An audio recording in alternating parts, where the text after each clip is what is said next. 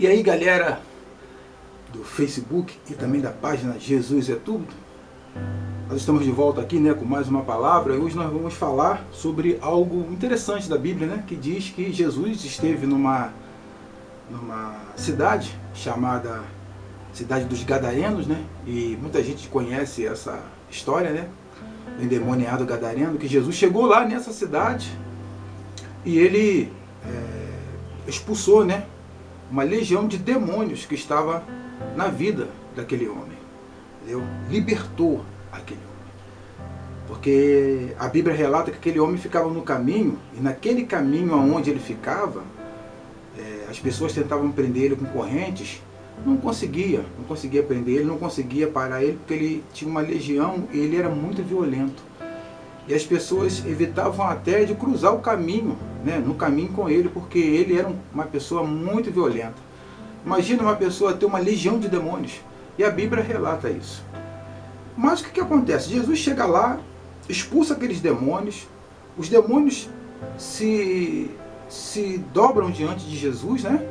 Pede para Jesus que mandasse eles para a manada de porcos que aí estavam, e Jesus permite, e os demônios entram naqueles porcos, e os porcos pulam espinhadeiro abaixo, se afogam no lago.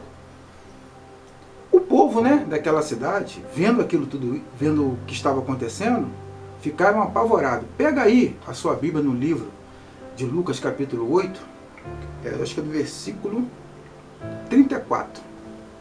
Quando aquele povo viu os porcos pulando de espinhadeiro embaixo, olha o que aconteceu. Vendo o que acontecera, os que cuidavam dos porcos fugiram e contaram esse fato na cidade e nos campos. E o povo foi ver o que havia acontecido. Quando se aproximaram de Jesus, viram que o homem em que havia saído os demônios estava sentado aos pés de Jesus. Aí ele já estava vestido, né, e em perfeito juízo. E eles ficaram com medo, entendeu?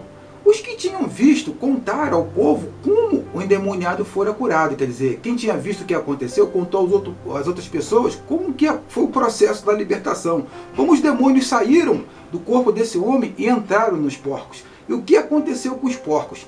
E todo o povo da região dos Gadarenos suplicou a Jesus que se retirasse, porque estavam dominados pelo medo.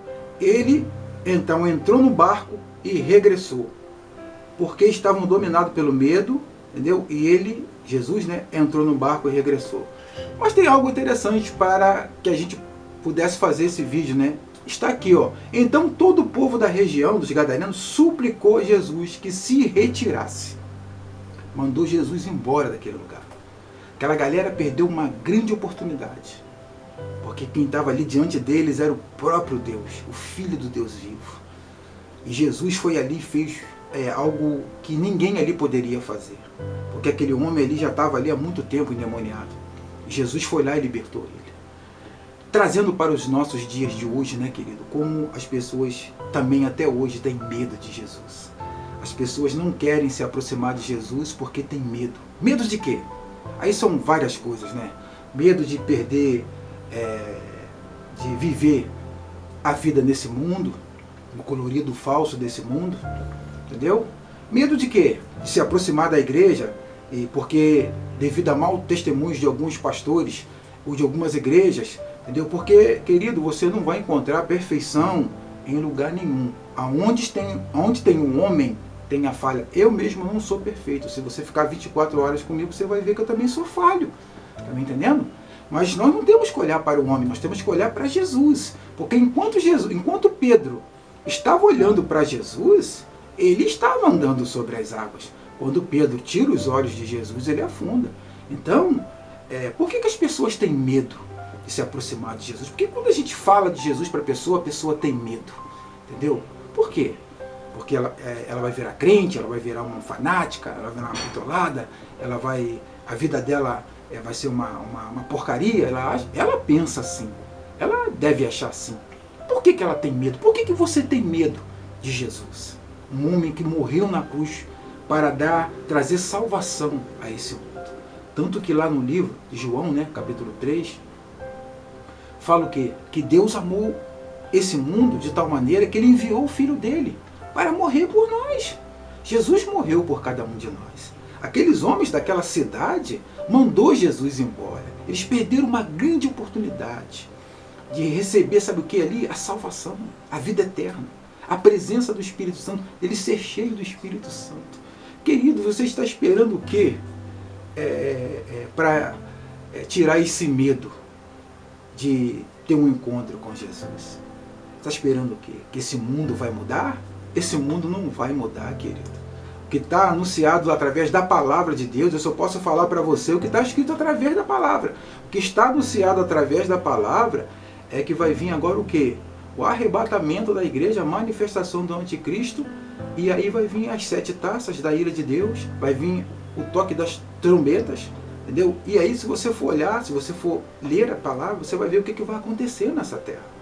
Não pense você que vai vir coisas boas, não vai vir, entendeu? A culpa do mundo estar dessa forma não é de fulano nem beltrano. A gente não vai aqui colocar nome de pessoas, sabe por causa de quê? Porque Jesus falou que a nossa luta, aliás, o apóstolo Paulo falou que a nossa luta, ela não é contra sangue nem carne, não é contra pessoas, entendeu? Não é contra fulano e beltrano. A nossa luta é no campo espiritual. E quando você olha para o campo espiritual, nós estamos caminhando para o final de tudo, entendeu, querido? Aquela galera que mandou Jesus embora, eles não sabiam disso, que estavam rejeitando a salvação. E quando você tem medo de Jesus, quando você não quer receber a palavra que abençoa, que muda e que transforma, quando você rejeita Jesus, você está rejeitando o plano de salvação. O grande plano de entrar na arca, como Noé entrou na arca com a família dele, e o próprio Deus fechou a porta da arca, entendeu? Aí o interessante dessa passagem também é que quando Noé entra na arca com seus filhos, o que acontece? Ainda não estava chovendo. Eles entram na arca com os animais, tudo, Deus fecha a arca, entendeu? Aí começa, e fica 7 dias, ainda fica 7 dias para vir um dilúvio. Querido, quem sabe se esses 7 dias não estão se transformando em uma oportunidade, em um tempo que Deus está dando para você se arrepender e se voltar para Ele. Porque quando a porta da arca fechou, estava representando o quê? A porta da graça, entendeu? Estava se fechando para aquele povo daquela época. Quando a porta da graça se fechar, querido, aí não tem mais jeito, entendeu? Forte abraço para você, tudo de bom. Vamos voltar numa próxima oportunidade. Em nome do Senhor Jesus.